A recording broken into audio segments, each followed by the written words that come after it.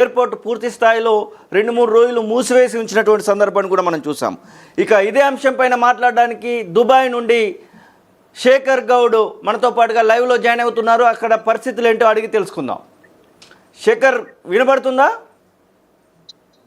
నమస్తే అన్న, వినిపిస్తుందా? ఎలా ఉంది అసలు దుబాయ్లో పరిస్థితి ఏంటి, ప్రస్తుత పరిస్థితి ఏంటి? ముందుగా తొలి వెలుగు చూస్తున్న ప్రేక్షకులకి అందరికీ నమస్కారం. నా పేరు శేఖర్ గౌడ్. నేను ఉమ్మడి కరీంనగర్ జిల్లా నుండి, మాది మల్యాల మండలం పోతారం గ్రామవాసిని. నేను గత 15 సంవత్సరాల నుంచి యూఏఈలో ఉంటున్నాను. సో ఇక్కడ ఆ డ్రోన్స్ మిసైల్స్ అనేది వస్తున్నాయి కానీ అంత పెద్ద ప్రాబ్లం లేదు. ఏవైతే వస్తున్నాయో వాటిని పైననే ఇంటర్సెప్షన్ చేస్తా ఉన్నారు. ఎందుకంటే మనకు అందరికి తెలుసు, యూఏఈ ఇస్ ద వరల్డ్ లోని ద సేఫెస్ట్ కంట్రీ. మాకు యూఏఈ పోలీస్ అధికారులు కానీ, ఎంబసీ అధికారులు కానీ, కౌన్సిలేట్ అధికారులు కానీ మాకు ప్రతి మినిట్ టు మినిట్ మాకు ఇంటరాక్షన్స్ ఇస్తా ఉన్నారు. మీరు సేఫ్ గా ఉండండి అంటే, మిసైల్ ఏదైతే వచ్చిందో దాన్ని ఇంటర్సెప్షన్ చేసినప్పుడు పైనుంచి వాటి శకలాలు కింద పడడానికి 2 నుంచి 3 నిమిషాలు టైం పడుతుంది. సో అటువంటిప్పుడు మీరు బయటకు రావద్దని మాకు అందరికి కూడా మాకు మెసేజ్ ద్వారా సమాచారం అందిస్తున్నారు. మేమందరం సేఫ్ గానే ఉన్నాం, మాకు ఎటువంటి ఇబ్బందులు లేదు. ఎస్, అంటే ఇక్కడ ఉన్నటువంటి మీ తల్లిదండ్రులు కానివ్వండి, భార్య పిల్లలు ఇట్లా ఇబ్బందులు పడతా ఉన్నారు ఈ వస్తున్నటువంటి వార్తల నేపథ్యంలో. అసలు ఏంటి అనేది మీరు చెప్పండి. మీరు అక్కడ ఉన్నారు కాబట్టి మీకు పూర్తి స్థాయి అప్డేట్ ఉంటుంది కదా, మీరు చెప్పండి. ఎస్ యాక్చువల్లీ మేము లైవ్ లో ఉన్నాం. మాకు ఇక్కడ ఏం జరుగుతుంది అనేది ప్రతి మినిట్ టు మినిట్ మాకు అప్డేట్ ఉన్నది. అంటే ఇండియాలో అయితే ఏదైతే వార్తలు వస్తున్నాయో సో అదంతా మనం అవాస్తవం అని చెప్పుకోవచ్చు. మేము లైవ్ లో ఉన్నాం, మాకు ఇక్కడ తెలుస్తున్నది. అంటే ఆ డ్రోన్స్ వస్తున్నాయి, మిసైల్స్ వస్తున్నాయి, వాటి ఇంటర్సెప్షన్ చేస్తున్నారు కానీ ఎటువంటి ఇప్పటి వరకు అయితే ప్రాణ నష్టం కానీ ఆస్తి నష్టం కానీ జరగలేదు. ఎందుకంటే యూఏఈ అధికారులు కూడా వాటిని తిప్పి కొడుతున్నారు. ఎందుకంటే వాటి ఇంటర్సెప్షన్ చేయకపోతే ఆ జనావాసాలలో పడే అవకాశం ఉంటది, బిల్డింగ్ల పైన పడే అవకాశం ఉంటది. కాబట్టి పైన ఇంటర్సెప్షన్ చేస్తున్నారు కాబట్టి మేము అందరం సేఫ్ గా. అంటే తెలంగాణ ప్రభుత్వం కానివ్వండి, భారత ప్రభుత్వము, 2 ప్రభుత్వాలు కూడా గల్ఫ్ కంట్రీస్లో నివసిస్తున్నటువంటి వారి కోసం హెల్ప్ లైన్స్ ఏర్పాటు చేయడం జరిగింది. సహాయక కార్యక్రమాలు కూడా చేస్తామని చెప్పడం జరిగింది. అక్కడ గల్ఫ్లో ఉన్నటువంటి వారందరికీ సమాచారం చేరిందా?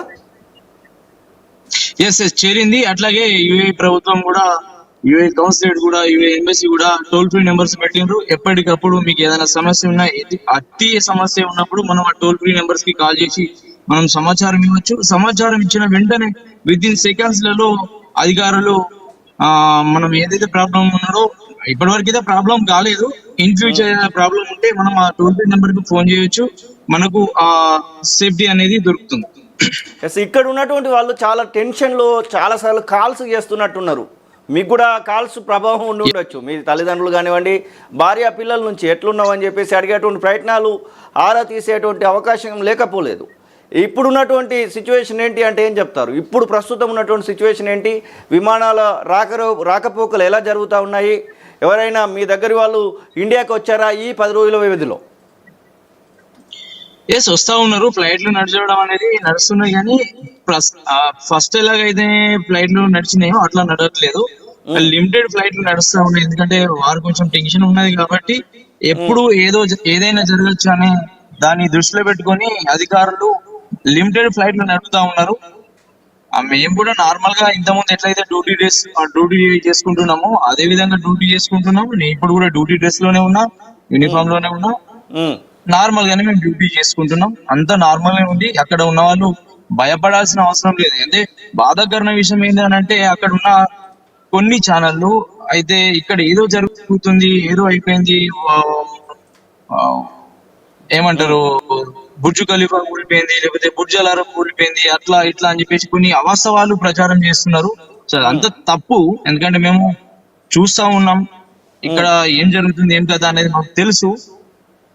బట్ తొలి వెలుగు ద్వారా నేను మన ప్రజలకు, మన తెలుగు ప్రపంచవ్యాప్తంగా ఉన్న తెలుగు ప్రజలకు చెప్పేది ఒకటే, మేము అందరం సేఫ్ గానే ఉన్నాం. మాకు యూఏఈ దేశ ప్రభుత్వం, ఎంబసీస్, కౌన్సిలేట్లు, పోలీస్ అధికారులు మాకు అందరికి ప్రొటెక్షన్ ఇస్తా ఉన్నారు. మేమందరం సేఫ్ గా. ఎటువంటి సైరన్స్ వినబడుతున్నాయని అంటా ఉన్నారు. యుద్ధానికి సంబంధించినటువంటి సైరన్లు నిజంగానే వినబడతా ఉన్నాయా? సైలెన్స్ మీన్స్ మాకు మొబైల్స్ కి అలర్ట్ వస్తూ ఉంటది. ఉమ్, నేను ఇప్పుడు ఏదైతే ఈ విధంగా చెప్పినో ఆ డ్రోన్ వచ్చినప్పుడు పైన అది దాన్ని ఇంటర్సెప్షన్ చేసినప్పుడు వాటి శకలాలు కింద పడే అవకాశం ఉంటది. అటువంటప్పుడు మీరు బయటకు రావద్దు, మీరు సేఫ్ ప్లేస్ లో ఉండండి అని చెప్పేసి మాకు సైరన్స్ వస్తారు. దట్ మీన్స్ సైరన్ అలర్ట్ వస్తా ఉంటుంది. అవును, అంటే ఆ అలర్ట్స్ Yes. ఉపయోగపడుతున్నాయని చెప్తా ఉన్నారు. ఎస్ అవునవును. ఎందుకంటే బై ఛాన్స్ మనకు తెలియదు రేపు పొద్దున ఆ ఇంటర్సెప్షన్ అయినప్పుడు వాటి శకలాలు కింద పడి జనవాసాలలో పడ్డప్పుడు పైన పడే అవకాశం ఉంటది.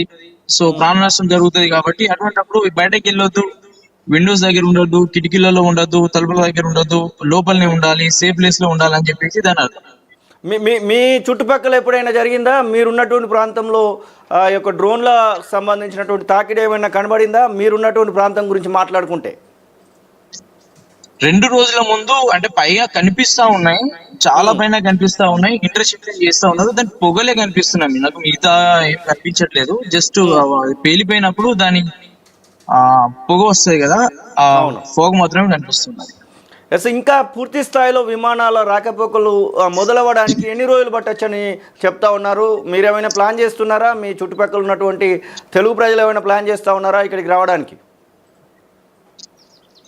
ఎస్, ఎందుకంటే వారి వారి అవసరాల నిమిత్తం వాళ్ళు వస్తా ఉంటారు, పోతా ఉంటారు. కాబట్టి ఎంత తొందరగా అయితే అంత తొందరగా ఇదంతా వారైపోయి అది త్వరితగతిన ఫ్లైట్లు చాలా నార్మల్ కావాలని కోరుకుంటా ఉన్నాం. ఓకే, థ్యాంక్ యూ శేఖర్ అన్న. ఎస్, దుబాయ్లో ప్రస్తుత పరిస్థితిని శేఖర్ గౌడ్ దుబాయ్ నుంచి అయితే మనకు వివరించడం జరిగింది. ఇక